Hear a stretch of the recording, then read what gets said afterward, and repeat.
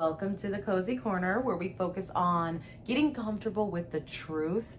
And it's not about aesthetics, it's about deep girl chats and being ourselves and just being real. So today's topic is gonna be a bit of a brain exercise. If you feel genuinely like you're a guppy and you are swimming against the current of life, there are so many aspects of life that right now are super uncertain. I'm fully aware. It's exhausting to be trying so hard all the time and just trying to be perfect and trying to keep afloat in all areas of your life all of the time. And then on top of that, you're a girl. I get it. You're a woman. You're a girl, chica, whatever you'd like to call it. I understand that. And it's like, you do the right thing, but you're always taking 10 steps back. You do the right thing, the current comes in again. It's exhausting. And it feels like you're out of control. That is the main element. I did write a few notes on this, so if I'm looking down, that's why, okay? Being real here, okay? I don't have a crazy, insane memory, like every single thing that I want to say, so we're rolling with it. First and foremost, if you want to break out of the cycle of swimming against the current and feeling like a little guppy in a pool of sharks, you have to stop the comparison immediately. Immediately. I caught myself doing this a couple days ago. I was scrolling online like we all do. You know, no one's really marked safe from that. Whether it's online, as in on YouTube, or it's another app, no one is safe, okay? I found myself doing that, and the algorithm somehow always takes me back to a Glamazon influencer. Absolutely nothing wrong with that. That's what gets views. That's what gets views. Love it. I'm happy, girl, get your bag. Like, iconic. I support certain influencers. Happy for them, okay? But my thing is, I found myself feeling like I was spiraling. Like, I was like, oh my God, why is that not me? Why does her life look like this? And I had to stop myself and be like, okay, you don't even want that. You don't want to be a robotic, overproduced influencer. That has not been anything that I've ever been after, like that perfect specimen. That's not my vibe. I put myself together and I can do the thing. And I did influencing of like years back. I did well, but I was never that like cookie cutter overproduced version, and like I don't want to be, and that's okay. And so this is what, when they say comparison is the thief of joy, that's what they're talking about. I'm happy in the station that I'm in. I'm happy in the many projects that I'm working on. I keep myself busy. I work. I'm proud of the work that I do. And then I have hobbies. I have side things going on. I'm comfortable right now with what I'm doing. And guess what? That's all I can handle right now. That's why I have that. So comparison is always also going to put you in this life that you don't actually want it, but that's what the doom scrolling will do. And that's a whole another topic. So we will not get into that. We're here to solve your crisis, okay? Or at least get you on the path to it. The first thing you need to do if you are feeling like you're swimming against the current is I want you to write down the areas where you are stuck. Where do you feel like your back is against the wall? And be honest with yourself, okay? Again, write down the areas where you are stuck in your life. Where is your back against the wall? This could be finances. It could be your diet, like alcohol or food portions in general, whether it is too little or too much. It could be your relationships, whether it is family, platonic, romantic. all within that. Your job that you chose, in a sense, right? Like, you could have gotten a job out of desperation or just following along with what your family wanted, okay? But your job can be a pain point for you. Write that down. And whatever other area I didn't cover, if you personally feel like your back is up against the wall in that, write that down. That's the first thing. The second thing you want to do is ask yourself, which ones can you immediately take accountability for and change. And the change needs to be something that you can actually do quickly. Not the change happens quickly, but you can act on it quickly. Separate that from the list. The third thing, once you figure out what these are, it might only be one area, it could be just your finances, it could be your diet, separate that again.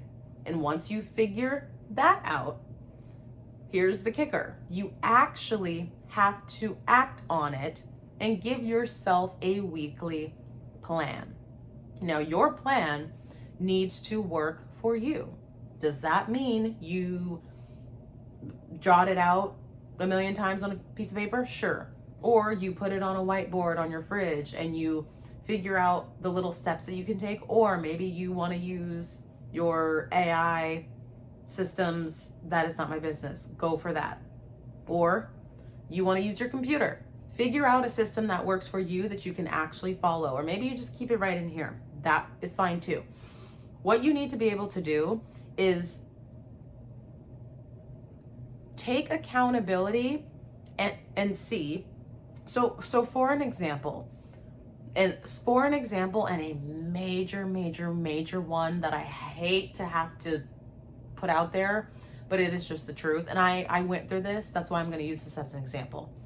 With your finances, it's not the only area where people are just drowning, okay? It's not the only area, but it is a huge area. And when people say like money doesn't change everything, it doesn't buy you, that's a bunch of crap. Life is better when you have it and you can do the things you want. And sometimes all of the other items on your list kind of fall away because you can buy your way out of certain problems that you're having, okay? So don't believe anybody who says that money is not going to change anything.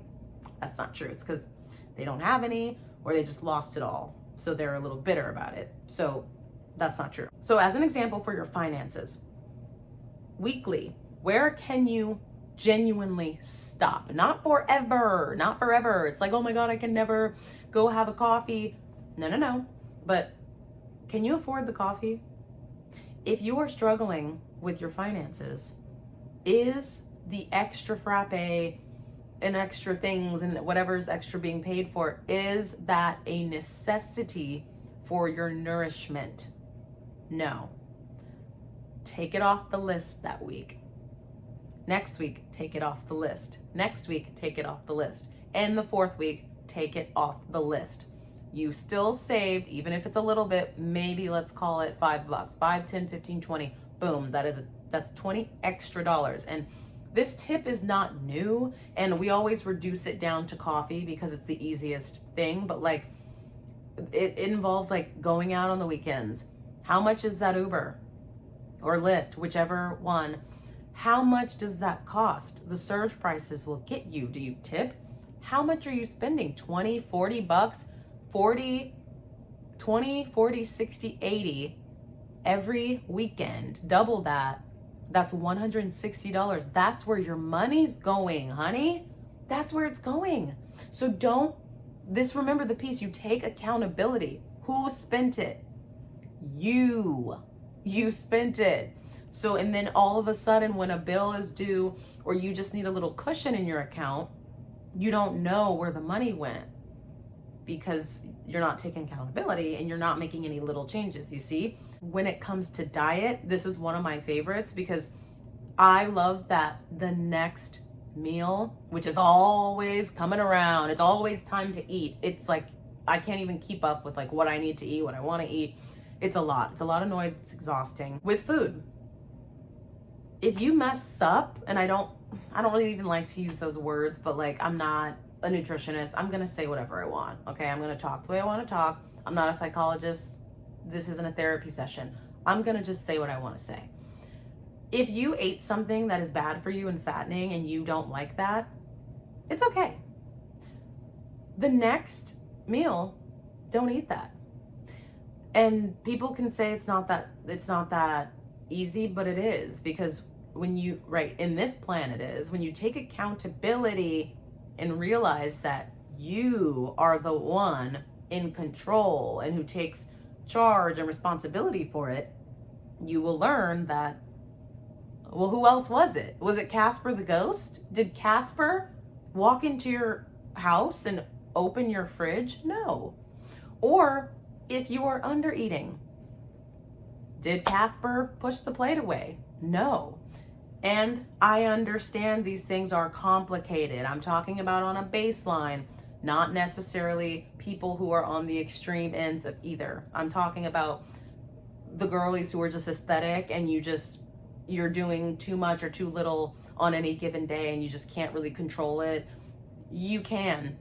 You just aren't taking accountability yet. You have not put it in a plan and put it on a weekly basis. Like on a weekly basis, could you maybe up the protein a little bit more, add a little more vegetables? It doesn't need to be bodybuilder style. You don't have to eat chicken and rice only with just the veggies. Don't do that. Who wants to eat that all day? What are you training for? Nothing. Like, the game is already happening live. But I'm saying, eat the dessert. Just, how about put the spoon down? And if you're under eating, eat the dessert. And then the next meal, don't. And so that you're not feeling bad. You see, take accountability for what the little changes that you can make. Don't try and do too much. That's where people overwhelm themselves and the goals are too big and they are unrealistic, even though, anything is possible. No, it's not. When it comes to these little goals that only you can actually see the change, because you are allowed to trick you. I can say, I'm gonna walk 10K steps, and I can lie and say I walk 10K steps, or I can actually walk 10K steps, and no one is tracking that for me. That's why you have to take accountability for these places where you are swimming against the current, whether it's fitness, workout, relationships. Take stock of these things, categorize them out. If you can control it, look at it, hone in on it, and be real. Ladies, we need to take responsibility. You're not a kid. You're just not. I understand we're like, 30-something, 20-something-year-old girls. I know we will always be girls, but we are adults, and adults take responsibility for the things that go on in their lives. So just always remember that. As a reminder, I had to do this in many areas of my life, many times over. And the fun thing is you can do this over and over and over. When I was able to finally take inventory and focus and stop distracting myself with yet another obnoxious problem that I got myself into, I was able to see, what area do I have control? And I find out it's like 1, 2, 3, 4, 5, 6, 7, 8, 9. And it makes the areas where I don't have any control, 1, 2, 3, 4, 5, 6, but still less, it makes them so much smaller. And that's something that has really helped me. Some people call that insensitive or being too focused on myself, but like, who else should I be focusing on? Name a person who I should focus on more than myself. If you can do that, then I'll do it. But focusing on yourself and trying to fight back against what is going on all the time in the world, and just this inner feeling of doom that you might have, and just sadness or anxious and just nervousness or feeling like you're messing up or you're behind and you can't get ahead and where's the money going, like that comes from the fact that we think we can control all of these other outside things, for lack of a better term. There are huge forces out there that we can't control, but focusing on that is what makes me anxious and jumpy and weird and angsty.